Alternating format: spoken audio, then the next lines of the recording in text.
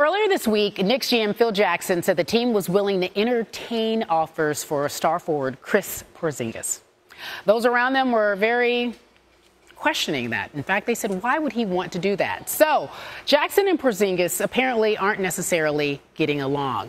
There was this exit interview at the end of the season that didn't really go well or as planned. And in an excerpt from E60, Jeremy Schaap looks back at that moment and what could possibly have changed the course of the Knicks franchise.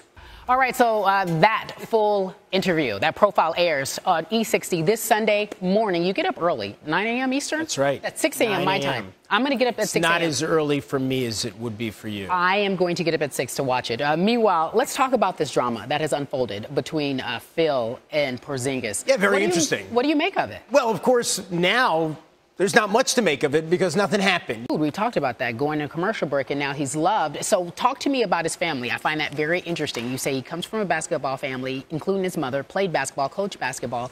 What type of influence do they have on his decisions being in the Knicks franchise? Of amber, which of course was prized in the Middle Ages, the gem-like substance. I love when you are on the show with me. I learn so much. It's an interesting place. Of amber. There was, which, it was, as I said, particularly prized in the Middle Ages, not as much now. All right, you said something that I thought was interesting. It's known for its symphony there in Latvia, if I'm pronouncing it correctly. But he said he learned to speak English by listening to rap music. I remember him saying that.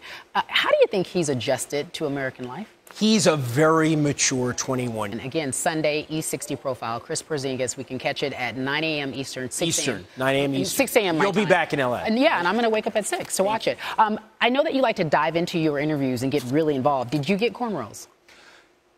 I did not for this piece. Next piece. You know who might get cornrows in this next movie? No. That guy over there. Hall of Famer. Well, they don't know that. They don't know, but they know now. Let's just let them go with that. Okay. I like that. Josh Jamil joining us now on SportsCenter Coast to Coast. Truly a pleasure. The film looks amazing. We'll talk about that in a little bit. Okay. I really wanted you here because I want to talk about your sports knowledge. You're a huge sports fan, and I'm not kidding folks at home. He grew up in North Dakota. He played quarterback at Minot State University. So this is a big deal. Go Beavers! Like, there are like 10 people at home like, yes. Exactly. So you were a quarterback and, from my understanding, a Hall of Famer. Tell us about your quarterback career. Well, hey, I'm proud of it. I'm proud of it, too. Like, okay, so tell me about your quarterback choices, because when I think of you as a quarterback and now you're an actor, it's so funny because we find these chiseled features in our quarterbacks. And I look at you and you give me, you remind me of someone in the league right now. So if you had to look across the league, scan the league, who plays the position as you played it in college? On a collegiate level, you played. I think that's respectable. Yeah, you know what? It's better, right? Yeah. Okay, so I'm looking at the quarterbacks right now, and I want to talk to you about the draft. Who's your favorite quarterback right now?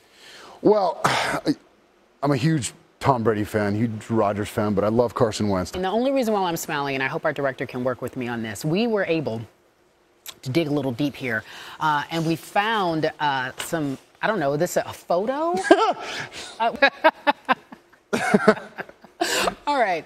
We had to have some fun with that because you do like Carson Wentz, but we saw that and we thought, oh, my goodness, where'd that come from? And I appreciate your sense of humor. I got no shame.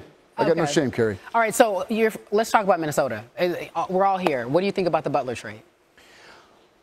I love the Butler trade. I think that it's perfect because the Timberwolves have a lot of great pieces already, a lot of young talent. They were missing that leadership, that veteran Wolves fan, a playoff team. So I wish you nothing but the best in that. And as we wrap this up, tell me why fans need to go check out Transformers. You know, I hadn't seen it. I'd been talking about it for a week. So the franchise know to go check it out. When is it in theaters? Give it to me again, my plug. It's in theaters now. All right. It's in theaters right now. So are you also playing any football now? Can they check you out somewhere doing that? Nobody needs to see me playing any football. We're done with that. No, I mean, I'll pull something or tear something, pop something or break something. I think you're a good sport. Seriously. Yeah. Thank you so much. Thanks for having me. No, seriously, I appreciate it. Girl's a superstar right there. He says it. I must be. No. Coast to Coast. Back in a moment. All right. You're funny. That